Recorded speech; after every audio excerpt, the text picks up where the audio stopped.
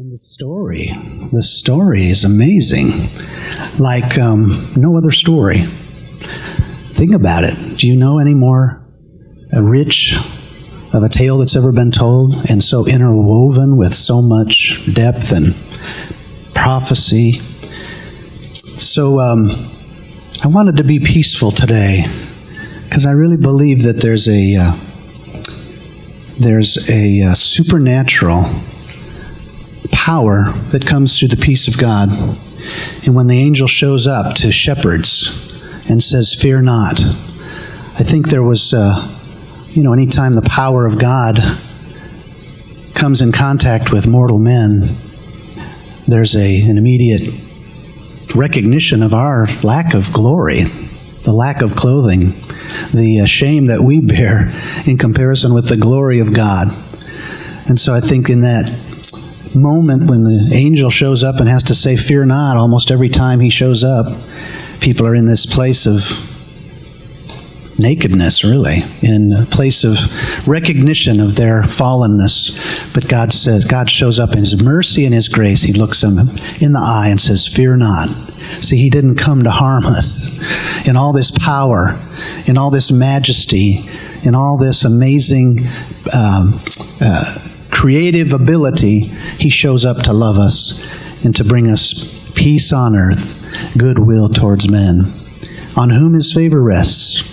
And here's an interesting little thing that I wanted to start us off with. We're going to look at the tale of the birth in the book of Luke. So if you want to turn there, we're going to read through some of it. But I wanted to address first this whole appearance to shepherds. And a lot of times people say, why shepherds? Why were the first people that were hailed in regards to this virgin birth, this miracle, this sign and wonder to people? Why was it the shepherds? And there's some different things you'll find if you look around. But I think, to me, we can find the answer. And you don't have to turn here. But while you're in Luke, I'm going to turn to John and the end of John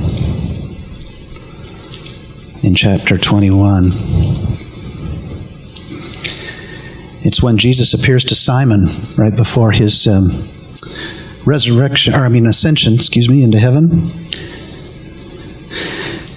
So in John 21, and you don't need to turn there because I'm going to read it to you. In verse 15, when they had dined, Jesus saith to Simon Peter, "Simon, son of Jonas, lovest thou me more than these?" And he saith unto him, "Yea, Lord, thou knowest that I love thee." And Jesus says, He saith unto him, "Feed my lambs." Verse 16, he saith to him again the second time, "Simon, son of Jonas," he's talking to Peter, "lovest thou me?" Jesus is looking at him and saying, "Do you love me?" And Simon says back to Jesus, "Yea, Lord, thou knowest I love thee." And Jesus says to Simon, "Feed my sheep," or care for my sheep. He saith unto him the third time, "Simon, son of Jonas, lovest thou me?" And Peter was grieved because he had said to him the third time, "Lovest thou me?" And he said unto him, "Lord, thou knowest all things. Thou knowest that I love thee." Jesus saith unto him, "Feed my sheep." See, we are to be caretakers and feeders of the sheep, which makes us shepherds. So when the angels appeared to the shepherds, He was appearing to those of us, and that's all of us in this room, that desire to please Jesus and to love Jesus by doing what He asks, and that's to love other people. So technically, you all, I don't know if you realize this, you are a shepherd. You are a shepherd priest, a shepherd king, because you care for the flock. And that's what the shepherds were doing that night, in the middle of winter. Imagine it. Like, you think this is cold. They were out in the middle of it, in the middle of night. Their job was to deal with these real-life sheep. I'm sure it was a dirty, messy, not so glamorous life. In fact, they were, in some senses, social outcasts because of the nature of the dirtiness of their job. It was unclean to be a shepherd. And yet they were doing a faithful duty to God, because these shepherds, we may say, in the fields of David near Bethlehem, where David tended his sheep, these shepherds were probably caring for the lambs and the sheep that would be used for sacrifice at the temple. So they had a very important job religiously for the people, but also just to take care of Israel's flocks, to feed the people, to take care of that duty. God wanted to honor that. And He wants to honor in you the place you have as a shepherd. He shows up to help and to build up and to encourage and to give signs to and confirmations to those that are doing the real job. Not the ones that are sitting off in some throne somewhere, ruling over the people and enjoying all the fruits of the kingdom in an illegitimate and immoral way, which was the king of Judah, the Jews, which would have been Herod's son, and Caesar Augustus. All of those were lofty kings, but God didn't choose to show up to them. He chose to show up to the people that were doing the real work of the kingdom, and that's caring for and loving the sheep. So He's showing up to us today with His peace, proclaiming to us, "Fear not, because though you are fallen, I have provided." Don't be afraid. Don't be afraid of the glory of God. Don't fear the power and the majesty, even though it comes as a humble baby in a manger. And so let's take a look. Since you're turned there, we're going to read through a little bit of these scriptures, but I want you to think about it in light of now you are the shepherd that the angels are appearing to. In Luke, did I say chapter 1? I meant chapter 2. Chapter 2, verse 1. And it came to pass in those days that there went out a decree from Caesar Augustus that all the world should be taxed. Now, right away, we're confronted with the other world, the world that God came to conquer, the world that's at war with God, the world that takes, the world that taxes, the world that keeps you just kind of stumbling along, just barely able to get by, while it uses you for its good purpose. And it tells you all the while, this world tells you all the while that it's for you, but really it's for itself. It's for its own propagation, its own survival. It's for its own taking power, and it keeps you just empowered just enough so that you can serve its end, all the while telling you that it's serving you. Does this sound familiar? But it came to pass in those days that there went out a decree from Caesar Augustus that all the world should be taxed. And this taxing was first made when Cyrenius was governor of Syria. And all went to be taxed, every one unto his own city. So, here's our first point. Do not fear God's disruption. Do not fear God's interruption. See, God is going to use this other kingdom and the events that it controls and drives through this taxation process to actually accomplish God's plan, His perfect plan. You know the story that Joseph and Mary were in Nazareth, right? Far away from Bethlehem. And so God needed to get them somewhere. And He used this whole taxation plan as a disruption almost to their lives. I'm sure it wasn't convenient for them in the middle of winter for a husband and wife seated on a donkey maybe to travel that many hundreds of miles from where they were to Bethlehem. But God shows up in our lives a lot of times, especially when we're shepherds. He shows up with interruptions and disruptions. But He's saying, fear not. Do not fear God's disruption. So in verse 4 it says, Joseph also went up from Galilee, out of the city of Nazareth, into Judea, unto the city of David, which is called Bethlehem. And this is because he was of the house and the lineage of David. You remember David had the psalm that said, "The Lord is my shepherd"? David was doing the work of God when God showed up in his life and really appointed and anointed him to be king. But as the shepherd king that David was, He wrote the psalm that said, I as a shepherd have another shepherd. I have a shepherd's shepherd, and that Lord is my shepherd. So we are to pattern ourselves as shepherds after the shepherd's shepherd, the model. And here we have all this interwoven into this city of Bethlehem, the very fields where David probably shepherded his sheep before he was anointed and put in place as king. And so here are these lonely shepherds abiding in their fields. And how majestic is it to be recognized by the King of Kings, the God of all creation, and announced first, like, you are the ones that this is really for. You are the ones that this really matters to. You are the one that I'm sending my son to redeem and to save. All in the pattern of David, who wrote all those songs of love, psalms of love to God, as the shepherd king who announced that God is his shepherd. All right, so God has a timetable in all of this interruption. But don't fear God's interruption, his disruption. Don't fear his timetable. In verse 5 it says, to be taxed with Mary, his espoused wife, being great with child. And so it was that while they were there, the days were accomplished that she should be delivered.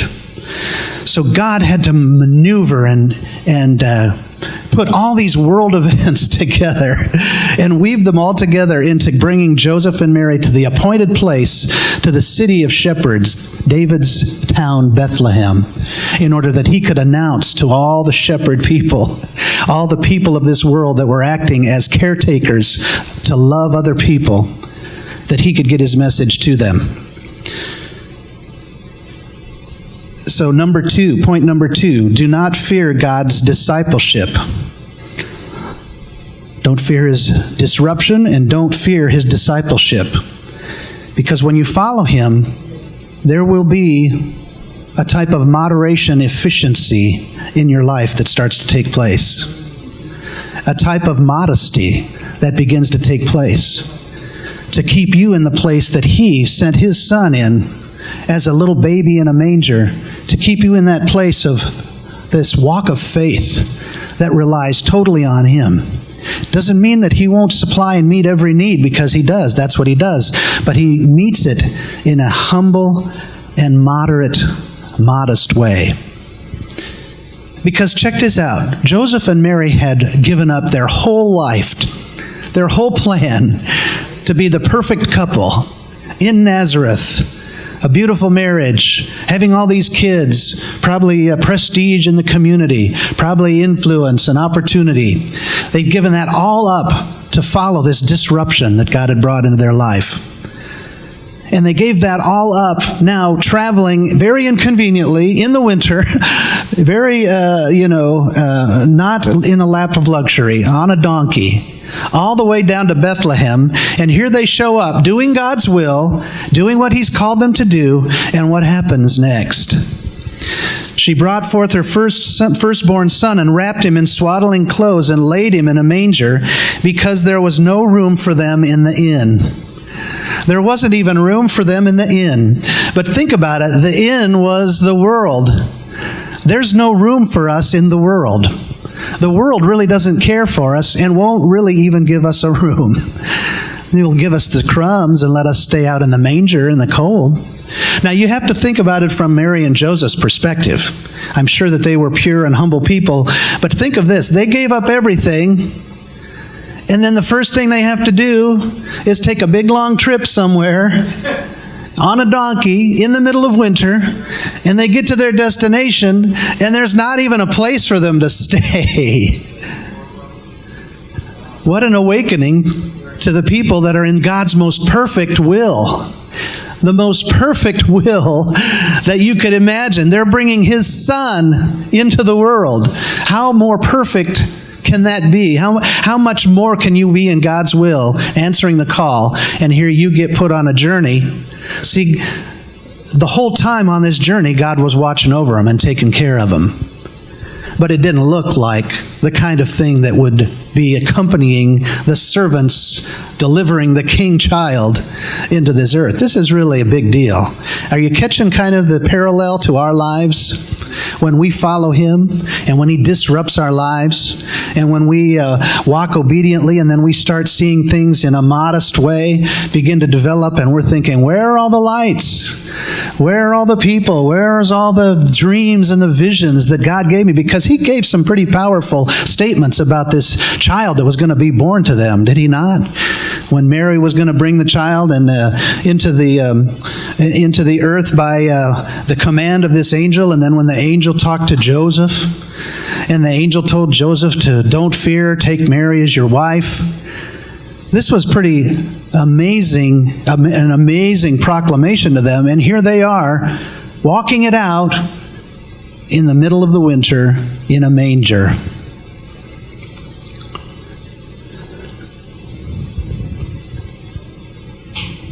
The faithfulness that they demonstrated and the faithfulness that the shepherds were demonstrating out in the field is exactly what God wanted to portray to us. Because when you follow God's will, you may have to go through a season of riding a donkey in the middle of the winter and getting to a place where there's no room for you in the inn. But let me tell you, there's some wise men coming, and they've got a big bag of gold that they're going to bring just when you need it. See, he watched over them and took them all the way on a safe journey. It probably wasn't the most comfortable journey, especially for a pregnant woman, but they got to where they needed to be, and they didn't get the fancy room because the world doesn't care. But God still provided a place for them to stay and began to walk them through this whole thing. And when they needed what they needed, God provided what they needed. And when they got to the place of actually needing to move to Egypt later, a year or two later, when the wise men showed up, God brought bags of gold. Everything that they needed, right on time. See, that's how God works. And He says even in His Word that the life that really is desirous is a life of not too much and a life of not too little. A life of just having what you need when you need it. Because that is too rich. I mean, that is the real rich. Or the real riches of an existence where if you have too much money, you're going to be concerned about that money. Will you not? The caretaking of that money? If you have money, let me put it this way. There's lots of huge ministries that deal first on the 100,000 flow, and then the million flow, and then seek to even operate in a billion flow. But you'll notice that they never have that money to just put away and put it in the bank. That money comes and it goes right out the door to accomplish the work of God. So they're never having all this money that they don't know what to do with. They have already, by faith, planned and stepped into the position for when that provision shows up, it goes right to the need. Does this make sense? That's the way God's kingdom works. We step into it by faith, and then He supplies just at the right time. But He doesn't give us a lot of extravagant luxury to just flounder away in, because our job is to be like the shepherds and like Mary and Joseph, just simply walking this thing out, having our needs met so that we're taken care of, and just faithfully doing what God calls us to do, to just be faithful, caring for the flock. Does this make sense? You are a shepherd, and you're caring for the flock. Third point, do not fear God's declaration and direction. And there were in the same country shepherds, lower class, social poor, abiding in the field and keeping watch over their flock by night. Again, this was David's field where they were tending his sheep. And lo, the angel of the Lord came upon them. Don't you love how that little movie that we just watched, just this encounter of this angel surrounded in light? And believe it or not, this is the real story. The angel walked up to him, or stood by him. The word says he wasn't up in the sky like he's portrayed often, even with the multitude. I think the multitude of angels probably was a big crowd around him, because the word says the angel came and stood around him. In some translations, you'll see that. So the angel shows up, and did you see how the shepherds at first were like, ready for battle? What is this? But then the angel shows up and says, fear not. Lo, the angel of the Lord came upon them suddenly and stood before them. In the Amplified Version, it would say. And the glory, the Shekinah, the divine presence, the transfiguration of the Lord shone around about them, and they were sore afraid. And the angel said unto them, Fear not, for behold, I bring to you good tidings of great joy, which shall be to all people. All right, so let's take a look at Mark 16:20.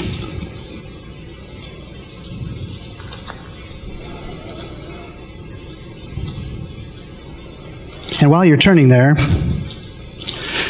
I'm just going to tell you a quick little story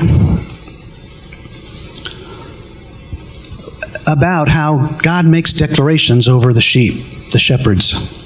When we were serving at a church here in Capel, a prophet came to the church, and he was the kind of prophet that, would come in and he would speak to someone he'd never seen before, and he'd begin to say things that they would just start to weep about. Like God would give him a word of knowledge about it and be able to really read their mail. And so I was praying, and, during this whole time he had been speaking into a few different people's lives, and he just went by and just said something, touched me on the shoulder or something, and said something about being a senior pastor. And so I was like, it's like, talk about the fear not, fear of God. Like, I'd been around senior pastors. I don't want to do that part. But the declaration of that over me got my attention, but also began wheels turning in my head. Well, how am I going to do this? How am I going to accomplish it? And there's a tendency when God gives us a vision of what's going to happen for us to begin to think in the natural about how fast it's going to take place, what the circumstances are going to be, how He's going to line it all up. And what we see in this story is when the angels show up and they declare something, and they give a sign about something, there's a confirmation that comes through those signs, even to Mary and Joseph. Think about this. They had all this told to them before Mary got pregnant. And then she gets pregnant. And then God takes them on this journey that's less than luxury. And they get to this inn, and they're in the filthy, messy stable with animals, delivering a baby. Can you imagine there might be just one moment that they were thinking, did we get this right? Are we sure that what we heard was God's voice? But see, when God makes a declaration, He's going to bring confirmation. And this confirmation, this declaration to the shepherds, it was for the shepherds because it was for all people. And He said, unto you is born this day. Unto you shepherds is born this day, because it's for you, you faithful people that are taking care of my flock. But it's also for who? Mary and Joseph. Because when the shepherds show up and Mary's there, waking out of sleep in this particular little demonstration, when she wakes up and they tell her what just happened to them, do you think maybe there's a little bit of a confirmation in her heart that she's on the right track? That even though they're in this stable and it's cold out and they have this baby and there's no room for them in the inn, that maybe, I think I get. God's taking care of us. We need to fear not, right? The angel said unto them, Fear not, for behold, I bring you good tidings of great joy, which shall be to all people.